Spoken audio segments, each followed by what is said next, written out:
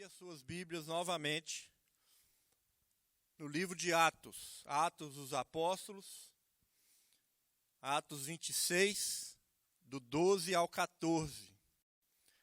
Eu vou ler uma versão, uma tradução muito específica da palavra. Eu sei que aí temos várias traduções espalhadas, e talvez a que eu vou ler para você não é exatamente o que você vai estar lendo na tua tradução, mas existe uma razão porque eu escolhi essa tradução original.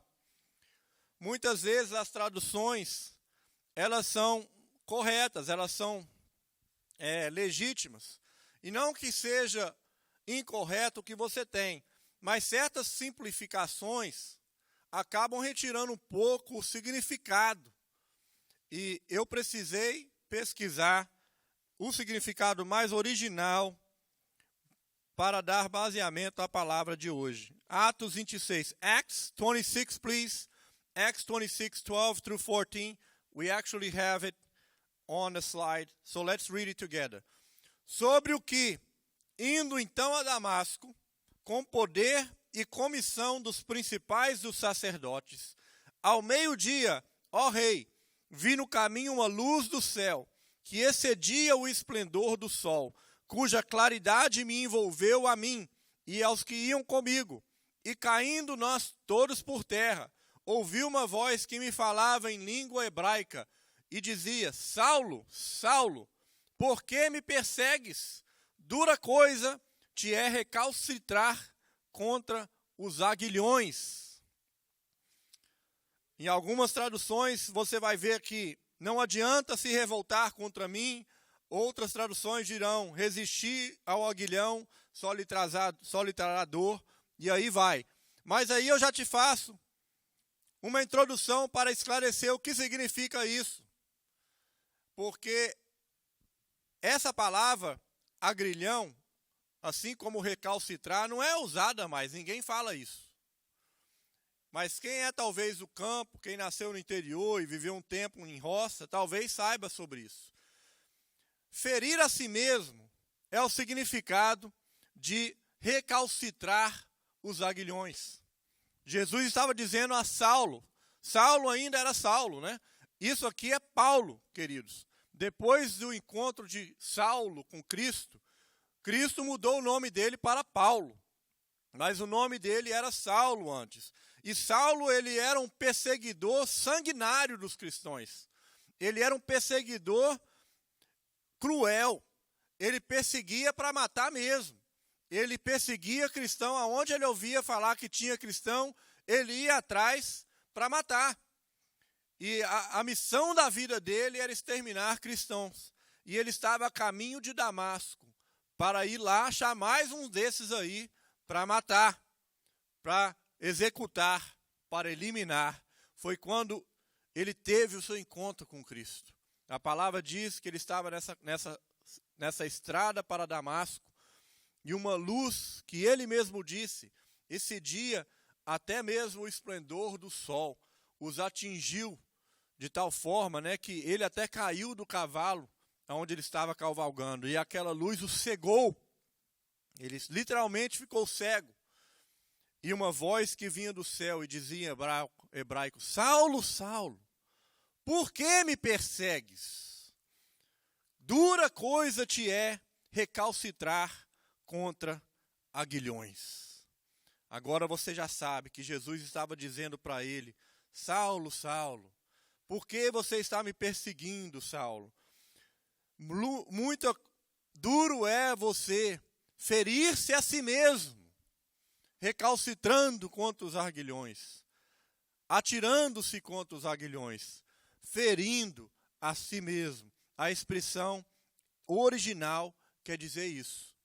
E eu achei que essa versão que eu li para os irmãos é mais fiel ao original. Porque essa palavra recalcitrar significa literalmente a você estar ferindo a você mesmo, como se dando chutes em si mesmo, como se dando coices em si mesmo. E aguilhão é uma peça que muitas vezes é usada em animais de campo. Pode ser talvez enrolada ao redor do pescoço do animal, e são umas pontas de ferro que fere o animal. Aí quando você puxa, o animal sente dor e ele te obedece. Muitas vezes isso pode ser usado de outras formas. Pensa, por exemplo, numa cerca de arame farpado. É a mesma ideia. Era como se você estivesse se atirando contra uma cerca de arame farpado. Era como se você estivesse literalmente causando essa dor em você mesmo. Mas por que Jesus falou isso? Por que Jesus realmente estava querendo dizer com causar dano a si mesmo? O que nós podemos fazer que causa-nos danos a nós mesmos? Porque todos nós temos sofrimentos na vida.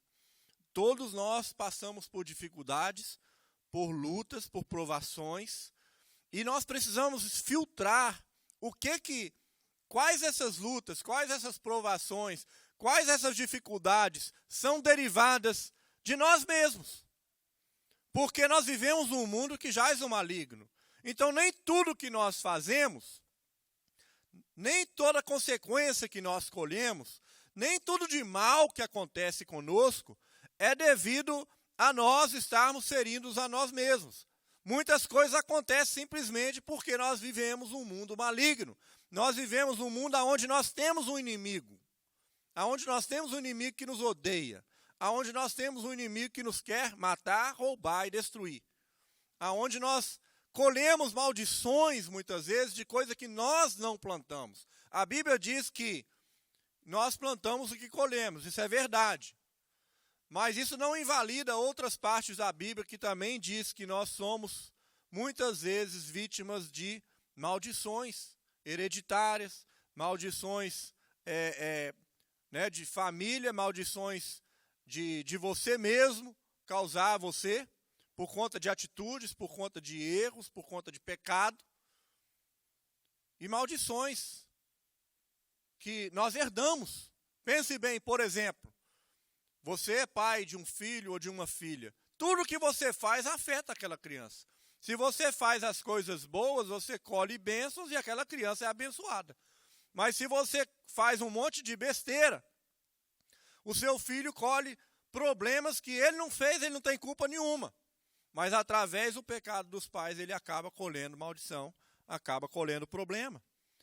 Mas eu quero aqui agora tentar te ajudar a filtrar, porque já basta os problemas que nós temos, que são diretamente ligados com ataques do diabo mesmo, com ataques do inimigo, os nossos inimigos, e permissão de Deus. Porque Deus permite muitas vezes. Deus permitiu que o inimigo fizesse tudo contra Jó, menos tirá-lo a vida. Mas Jó perdeu família, Jó perdeu dinheiro, Jó perdeu as propriedades, Jó perdeu a saúde, ele perdeu tudo. Tudo permitido por Deus. Ele não tinha feito absolutamente nada para merecer nada daquilo. Mas era plano de Deus para a vida de Jó. Então tudo bem. Se é plano de Deus para que eu sofra alguma coisa, eu tenho pelo menos a esperança e a convicção de saber, Deus tem um propósito. E o propósito de Deus não é para sofrimento, nem é para maldição e nem é para morte. Mas Ele está querendo me mostrar algo, Ele está querendo me provar, Ele está querendo fazer com que algo grande aconteça na minha vida lá na frente através desse sofrimento.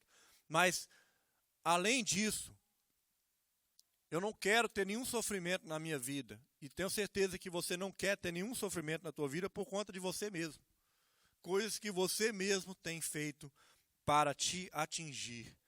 Então eu vou falar de duas coisas apenas essa noite, que são feitas por nós e causa consequências negativas, causa ferimentos, causa consequências em que nos fazem sofrer, nos fazem perder, nos fazem chorar, nos fazem desanimar e muitas coisas por aí. What I said so far was that in this text, in this scripture, the Word of God says that Saul, he was still Saul, not Paul, before his meeting with Christ. He was going after Christians with the intent of killing them.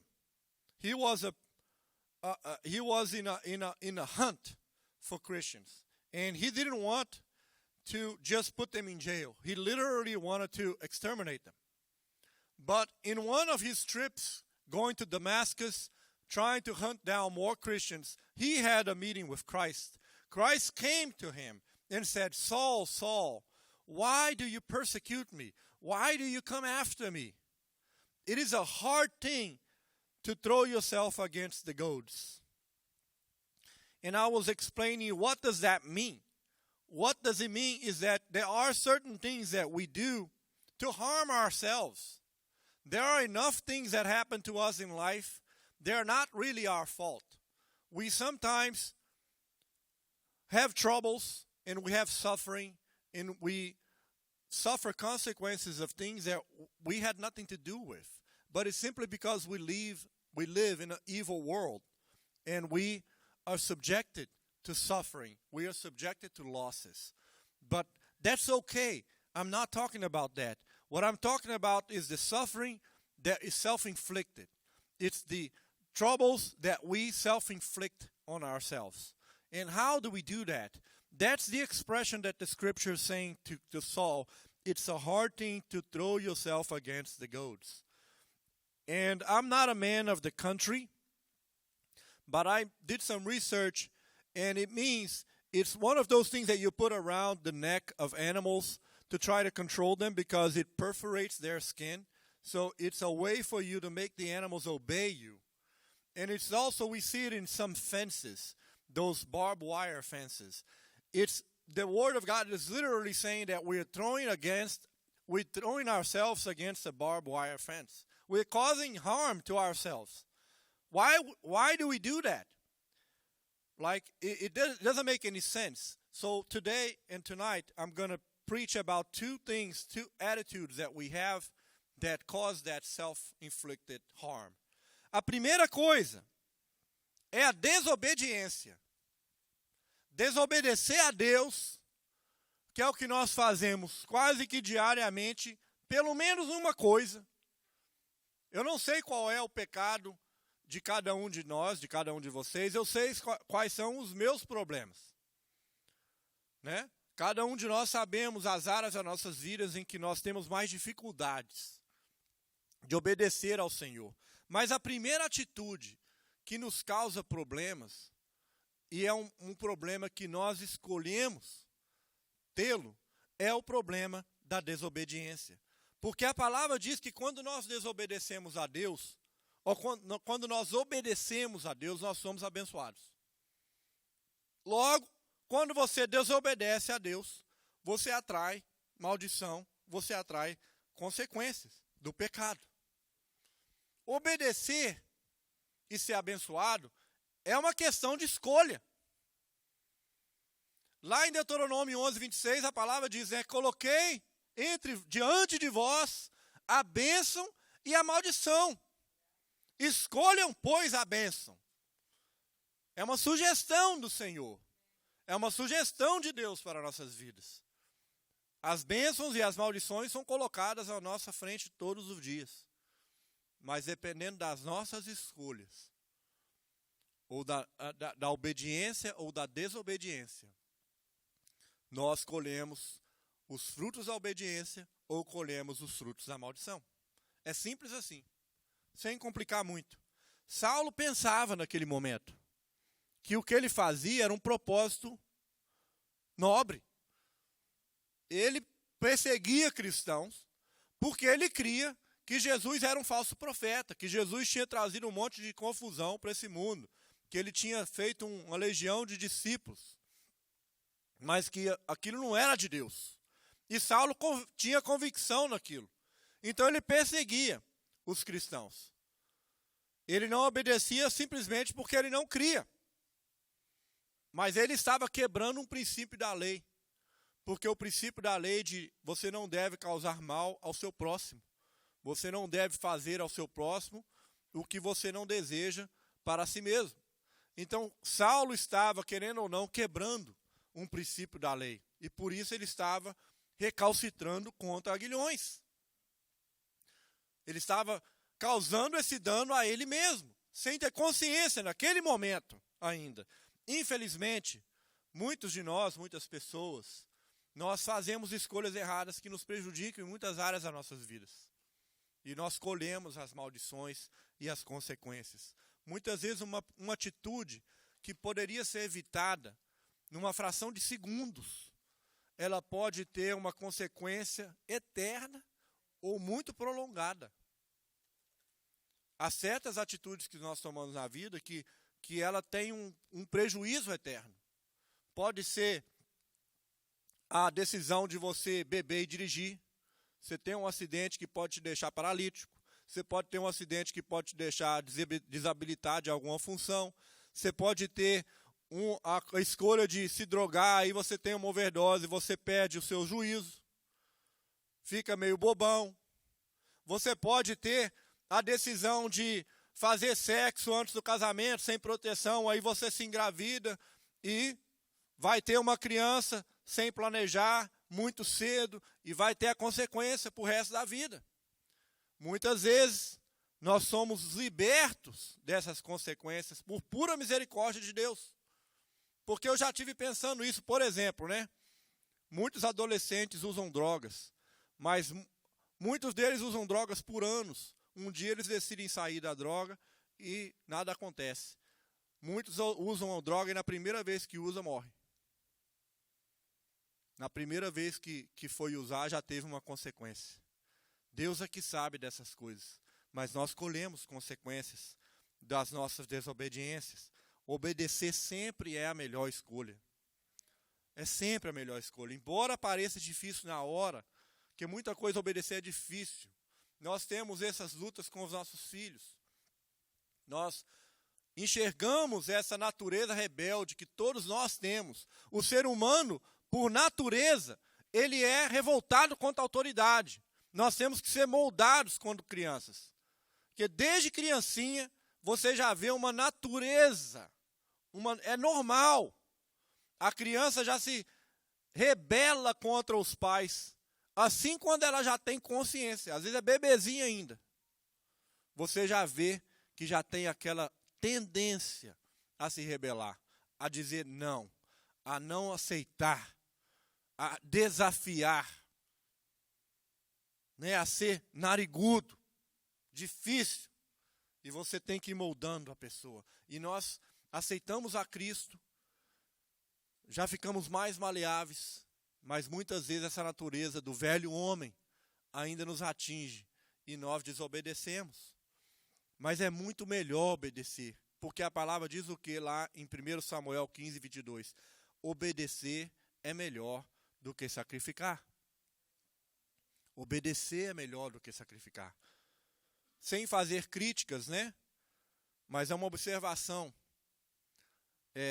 Existem religiões que impunem uma penitência à pessoa. Aí a pessoa vai lá e paga, né? Com oração ou com um trabalho de voluntário ou, né, alguma coisa para pagar aquilo que ela fez. A Bíblia não diz que isso pode ser feito. Só pode pagar os nossos pecados é o perdão de Deus e pronto. E para Deus perdoar, basta nós nos arrependermos, só isso. Não precisa de fazer mais nada do que se arrepender genuinamente. E Jesus falou o que para Maria Madalena, a prostituta? Falou, vai e não peque mais. Enquanto todos queriam atirar pedras, Jesus falou, atire a primeira pedra aquele que não tem pecado. E quando ele foi falar com ela individualmente, ela falou, levante, vai, não peque mais. Só isso, está perdoado os seus pecados. Quando escolhemos desobedecer, sabe o que nós fazemos? Nós sacrificamos as nossas próprias bênçãos.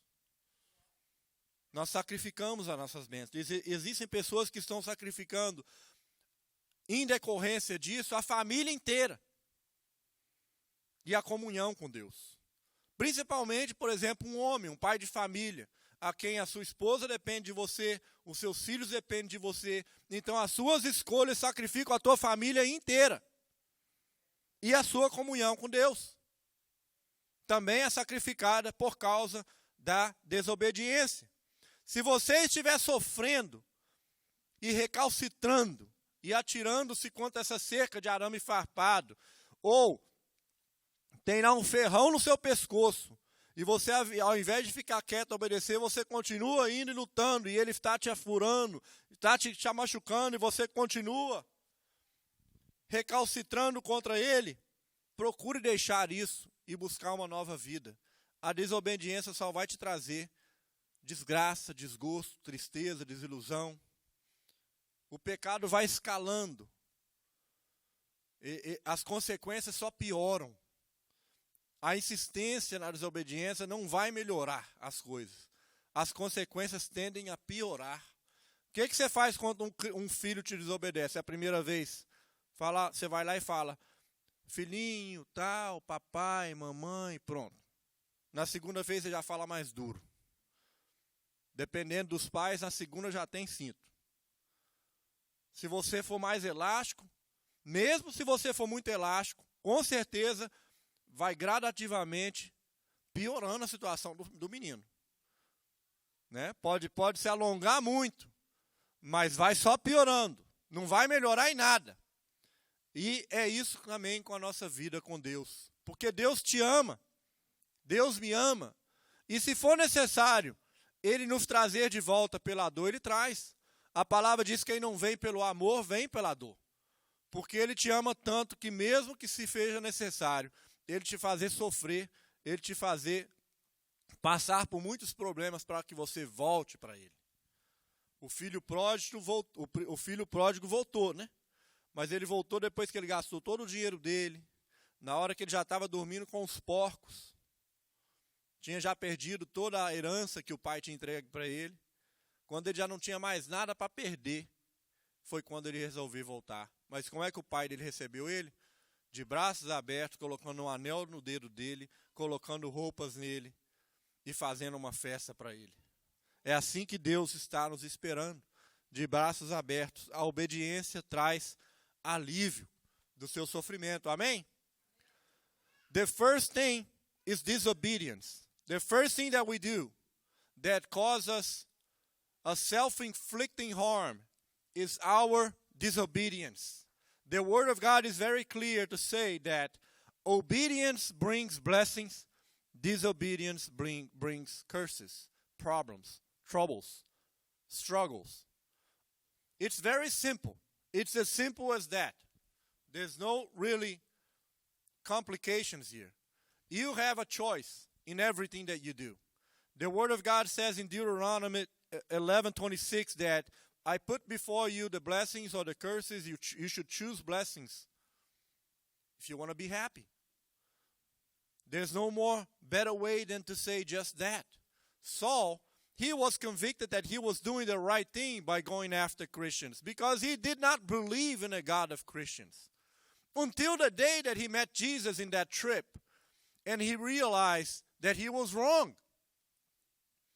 After that day, not only he stopped persecuting Christians, but he became the greatest evangelist that this world ever saw. And he preached the gospel everywhere. And he stopped disobeying. He was breaking a principle of the Word of God that says that you should not inflict pain and harm to others. You should not do to others what you don't want others to do to you. So he was breaking that principle every single day, and therefore he was collecting curses and problems. He was suffering because of his attitude of disobedience. But he corrected himself. Are we also correcting ourselves? Or are we remaining in disobedience even though we know that that attitude is causing us harm? It's self-inflicting damage. It does not make sense for you to stay and do that. Obey is better than to sacrifice, says the Word of God in 1 Samuel 15:22. Therefore, when you obey, you are blessed. And when you disobey, you sacrifice not only yourself, but in certain cases, you sacrifice everybody around you. Because you're not by yourself. You don't live alone. You may even live alone, but you have parents, you have sisters, you have brothers, you have family. But when you hurt yourself, everybody that loves you suffers with you. Because if I love you and I see you hurting yourself, I am saddened by that. And I am suffering that too. So you are responsible for your choices. And what you are doing is affecting other people. And God is putting a very clear choice before you. Obey God because it brings relief to suffering. And it's a great blessing. Amen? E a segunda coisa, eu disse que eu só tinha duas coisas que eu ia citar. Desobediência e a segunda é a teimosia. Teimosia é outra atitude que provoca sofrimento nas pessoas. Muitas pessoas insistem no erro e não querem, não aceitam ser corrigidas por vários fatores. Uns não aceitam por orgulho. O orgulho é o pior problema da teimosia. Que normalmente a pessoa teimosa, ela mesma já se deu conta de que ela está errada. Mas por orgulho ela insiste no erro. Porque ela não quer dar o braço a torcer. Não reconhecem as suas falhas. E por isso continuam errando em outros casos. Essa teimosia não provém do Espírito Santo. Porque a palavra de Deus diz lá em Gálatas 5, a partir do 5, do versículo 20 ali por diante, dá uma lista de coisas que são obras da carne. E uma das coisas é a porfia. E porfia significa insistência no erro. Isso é o quê? Teimosia. Então a porfia ela é classificada como um dos pecados, como as coisas da carne. Porque lá em Gálatas fala dos frutos do Espírito e fala dos frutos da carne, aquilo que provém da carne. E porfia é a insistência no erro. É a pessoa já saber que está errada, mas por diversas razões ela insiste em fazer o que é errado. E com isso ela só colhe consequências negativas. É uma obra da carne. Saulo era teimoso antes dele encontrar com Cristo. Ele era persistente e teimoso nos seus propósitos. E era característica do temperamento dele. Nós já fizemos, até no retiro, já demos palestras sobre temperamentos, né? Aqueles que foram, há uns 2 anos atrás, nós falamos dos temperamentos colérico, sanguíneo, fleumático, melancólico e o supina. E qual que é uma das características marcantes, por exemplo, do colérico? É a insistência, a persistência. Se usado para as coisas certas, é uma maravilha. Você ser insistente com um projeto, você ser persistente com a fé, você ser persistente nas coisas que você crê que são certas. Isso é bênção. Mas se você leva isso para o outro lado, vira teimosia e insistência no erro, vira porfia. E Saulo era teimoso. Ele sempre andava preparado para pegar um cristão. E ele só deixava isso quando ele conseguia. Ele ia até achar e pegar e matar, e sacrificar. Era a teimosia dele que o fazia recalcitrar contra aguilhões. Porque ele estava perseguindo gente de Deus. E Deus não ia permitir que ele passasse isento daquilo. Ele estava perseguindo coisas santas. Ele estava tentando causar mal naqueles que são marcados pelo sangue de Cristo. Como nós falamos aqui hoje. Nós somos marcados pelo sangue de Cristo. Aqueles que te fazem mal não vão passar sem consequência. A justiça pertence a Deus. Mas Deus trará juízo a todos os seus inimigos.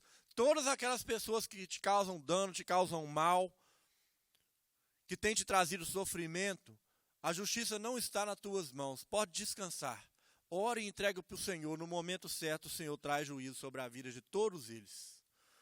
Mas Saulo estava então colhendo, né, isso aí, porque ele tinha matado muitos. Ele tinha colocado muita gente para sofrer. E essa teimosia é, como Jesus falava, Saulo, Saulo, dura coisa é você recalcitrar contra os aguilhões. O que você está fazendo com si mesmo, Saulo? Não era uma pessoa feliz, porque aquele ódio que ele tinha contra o cristão o amargurava. Nada bom pode sair de ódio. Qualquer ódio que nós tivermos nos traz uma consequência negativa. Nós também falamos isso em palestras. Falamos que o ódio, ele causa raízes de amargura nas pessoas. Porque tudo começa com uma pequena mágoa, depois vira um ressentimento, depois vira uma amargura, depois vira um ódio. E isso não pode. Ninguém que odeia ninguém é feliz. Ninguém que odeia ninguém é feliz. Porque o ódio faz mal para o coração. É um sentimento destrutivo. E a insistência no pecado nos causa, às vezes, a sentir essas emoções. Não ser feliz. Muitas vezes nós colhemos coisas ruins, como eu disse, porque é a lei da semeadura. Nem tudo de mal que a gente colhe é porque nós plantamos. Mas tudo de mal que você plantou, com certeza você vai colher. Então, muitas vezes nós colhemos o que nós plantamos. Nós podemos reverter essa situação, com certeza. Mas nós colhemos os que nós plantamos. Por outro lado, nós podemos passar, a plantar coisas diferentes. E a plantar no tempo de Deus. E a colher no tempo de Deus. Talvez você esteja agindo errado porque você não sabia. Ou porque você não entendia. Mas o que a palavra diz sobre isso? É uma maravilha. Lá em Atos 17:30 diz: Deus não levou em conta, e não leva em conta, os tempos da ignorância. Tudo aquilo que você fez quando você não sabia, Deus passa uma borracha em cima. Ele não leva em conta, porque Ele é justo acima de todas as coisas. E Ele não vai te punir, e Ele não vai te trazer uma consequência de algo que você simplesmente não tinha conhecimento. Não sabia, era ignorante. Mas como diz o ditado, popular, não é bíblico, que errar é humano, mas insistir no erro, ou a porfia, é o quê? Para ser mais educado, falta de inteligência. Para não dizer coisas piores, Então errar é humano, mas insistir no erro é não ser inteligente. É não ser inteligente. Por isso nós precisamos reconhecer as nossas falhas. Reconhecer, admitir, saber que errar é humano e que Deus perdoa os tempos da ignorância. Mas agora que nós sabemos, a palavra de Deus diz lá em Provérbios 28:13, os que confessa e deixa alcançará misericórdia. Está falando sobre o pecado. Aqueles que confessam e deixam o pecado alcançarão misericórdia. É deixar de ser teimoso. É dar o braço a torcer. Deixa a pessoa ganhar. Deixa a pessoa que você odeia o fato de que ela identificou um erro em você. Falar, nossa, está certo. Está certo, eu vou te dar essa aí. Você me convenceu. E o maior vencedor disso tudo vai ser você, não vai ser aquela pessoa. Porque você vai se livrar das maldições do teu erro. Se você estiver sofrendo e recalcitrando os aguilhões por causa da sua teimosia, e você não reconhecer o seu erro, e você insistir e mergulhar nessa porfia, infelizmente eu tenho para te dizer o que a palavra já diz, você vai continuar colhendo tristeza, sofrimento e maldição na tua vida. Não é eu que estou atirando isso, mas é a palavra que diz isso. Deus é bondoso e te dará um novo tempo, um novo futuro. Basta você restaurar a sua atitude e deixar de ser teimoso com as coisas que você já entendeu que você está errado. Peça perdão ao Senhor, deixe o orgulho, busque o que é melhor para você, abençoar a tua própria vida. Se você estivesse fazendo, se o que você estivesse fazendo fosse bom para a sua vida, não te traria sofrimento. Então, se a gente está vendo nessa atitude que nós temos, que nós estamos tão convictos que ela está certa, se isso está certo, por que você não está colhendo um bom resultado? Se está certo, por que nunca dá certo, então? Imagine você fazer um bolo errado, e você fala, não pode ser. Vou fazer de novo, e o bolo sai errado de novo. E você vai e faz pela terceira vez, pela quarta vez, e você não consegue entender que algo está errado com a receita. Algo você errou. Vai lá e conserta. A bênção do Senhor, lá em Provérbios 10, 22, diz que a bênção do Senhor enriquece e com ela não traz desgosto. Recomece todas as coisas e busque a vontade de Deus, que é sempre boa, perfeita e agradável, que diz lá em Romanos 12. A palavra de Deus, a vontade de Deus, ela é boa, ela é perfeita e ela é agradável. Deixe a sua teimosia de lado e pare de sofrer. Amém? The second thing is stubbornness. It's another attitude that proves to be a self-inflicting harm that we cause to ourselves. A lot of people, they insist in their mistakes. They insist in their mistakes and do not accept to be corrected. When you bring to their attention that they're wrong, they simply don't accept it. And they remain in their position of stubbornness despite of all the consequences that they are already collecting. This attitude cannot come, and it does not come from the Holy Spirit. Saul was very stubborn, but he was stubborn until he met Christ. When he met Christ, he transformed that stubbornness to something positive. He was very convicted, he was very persistent, and he insisted in doing what he believed to be right. And he was wrong. But when he realized that he was wrong, he switched and he threw all of that energy, all of that conviction, all of that stubbornness that he had, but to the good things. Now, instead of persecuting Christians, he was preaching the gospel. He was traveling the world, bringing the gospel everywhere. But while he was stubborn for the wrong reasons, he was a man that wasn't happy. Because when you insist, in the Word of God says in Galatians 5:20, it lists a lot of things that are fruit of the flesh and a lot of things that are fruit of the Spirit. And stubbornness is one thing that is listed as a fruit of the flesh. You should never be stubborn, especially for the things that you know are against the Word of God. When you are stubborn that way, you will collect consequences, negative things will happen to you over and over and over. And until you realize that you need to stop and switch and change the attitude. God does not consider the times of ignorance, says the Word. So while you are ignorant of these things, He's ready to just erase all of that past of stubbornness and give you a clean slate.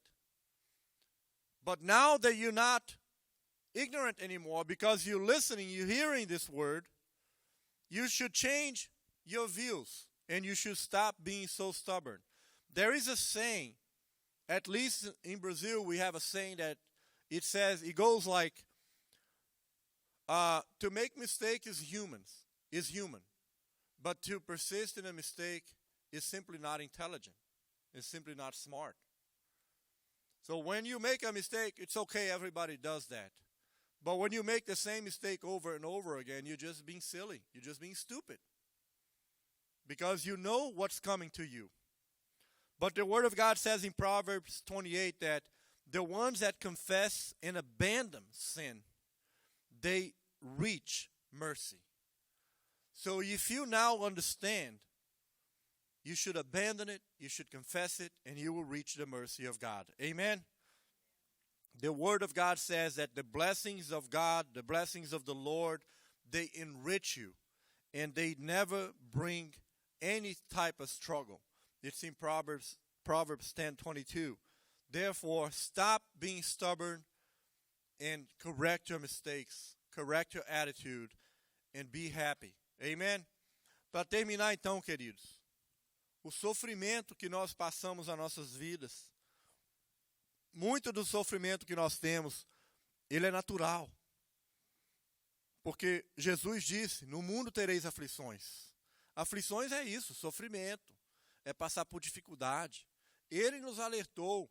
Ele nunca disse, aceite, me aceite, confesse o meu nome e você vai viver uma vida tranquila e você vai viver uma vida sem problemas. Ele jamais nos disse isso, mas ele disse que nós teríamos vitória. Ele disse que nós venceríamos. Ele diz, tereis aflições, mas tende bom ânimo, porque eu venci o mundo e com o meu exemplo, como eu venci, vocês também vencerão. Então nem tudo é fruto das nossas atitudes, mas aquilo que é, vamos eliminar isso. Porque já basta cada dia o seu mal. Se eu já sei que eu vou ter aflições nesse mundo, nessa terra, então que seja apenas aquelas aflições derivadas dos nossos inimigos, derivadas das atitudes a outras pessoas, mas não as minhas. Eu não quero me causar problema. Eu não quero me trazer sofrimento. Eu não quero trazer problema para dentro da minha própria casa. Isso não é inteligente, não é verdade? Então, pare de sofrer pelas coisas desnecessárias. Não seja desobediente e deixe a teimosia de lado. Saulo teve um encontro maravilhoso com Cristo. Ele ficou cego por alguns dias, mas a vida dele foi transformada. Ele se tornou um homem notável. Escreveu todas essas cartas maravilhosas que nós temos no Novo Testamento. Romanos, Coríntios, Tessalonicenses, Colossenses, Filipenses. Todas aquelas cartas que ele escreveu. Com tantas coisas sábias, com tantos exemplos. Porque ele deixou o pecado de lado. Ele deixou de ser Saulo e passou a ser Paulo. Ele deixou de ser o perseguidor para se tornar o pregador, o evangelista. Aquele que estava disposto a entregar-se a favor do evangelho, a entregar a sua própria vida. Ele, depois de querer tirar a vida dos outros, ele doava a sua vida. Ele estava disposto a entregar-se, se preciso for, a qualquer custo. Ele teve a oportunidade de ser livre. Quando ele estava preso na ilha de Tarso, ele teve a oportunidade de ficar livre. Mas por ele querer ir até Roma, ele insistiu. É como quando você é acusado de algum crime e a justiça chega para você e fala, olha, faz um acordo aqui com a gente. Você aí admite que você é culpado e a gente te deixa você escapar com uma consequência mínima, porque o sistema sabe, olha, isso vai salvar muito dinheiro para o Estado, vai salvar muito tempo de juiz, de promotor, de advogado, então faz aí um acordo, assina aqui, pronto, está liberado. Saulo era cidadão romano, ele tinha esses privilégios, mas ele sabia que a liberdade dele não era mais importante do que a oportunidade de ir diante a César. Ele estava querendo levar o evangelho e a palavra de Deus até diante do maior dos tribunais à época e levar a causa dele diante a César. E ele desistiu de ser livre, continuou sendo prisioneiro para chegar diante do imperador e falar a verdade de Cristo. Amém? Essa é a audácia que ele teve, e isso é o que nós temos que ter disposição de fazer. Mas pare de sofrer, abandone a desobediência que não leva a nada, e não se deixe levar pela teimosia, pela porfia, por querer ganhar argumento com as pessoas, por querer provar o seu ponto, por bater o pé, ser teimoso pelas coisas erradas e trazer consequências para você. O salário do pecado é a morte. O pior salário do pecado é a morte. Nós pecamos. Um dia a gente vai morrer. Se Deus nos der o privilégio de estar vivos quando Jesus voltar, nós não experimentaremos a morte física, seremos arrebatados. Mas se nós não durarmos até lá, todos nós vamos morrer. Isso é consequência do pecado, que o salário do pecado é a morte.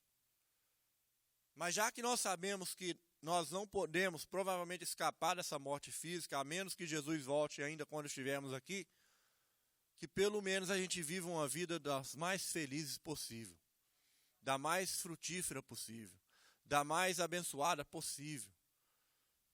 Porque da morte ninguém pode se pecar, né? O aguilhão da morte é o pecado. Está lá em 1 Coríntios 15, 56. Mas Jesus, ele veio para nos tirar isso. Lá em 1 Coríntios 15 diz: onde está, ó morte, a tua vitória? Onde está, ó morte, o teu aguilhão? Aonde está? Cristo veio para nos dar vida, e vida como? Em abundância. O salário do pecado é a morte, mas Cristo veio para nos dar vida, e vida em abundância. Vamos ter uma vida abundante, amém? Busque essa vida abundante para a tua vida. To wrap it up, all suffering and struggles, they're not necessarily fruit of disobedience and stubbornness. We do suffer because it's biblical. Jesus said that in this world we would suffer and have struggles. But he said, have good faith, because I defeated the world, and you will also defeat the world. So suffering and struggle is just part of life. But I don't want to have any more suffering and struggle that is not related to this, what Jesus said. I don't want to have any suffering and struggle that is deriving from my own actions. They are self-inflicted.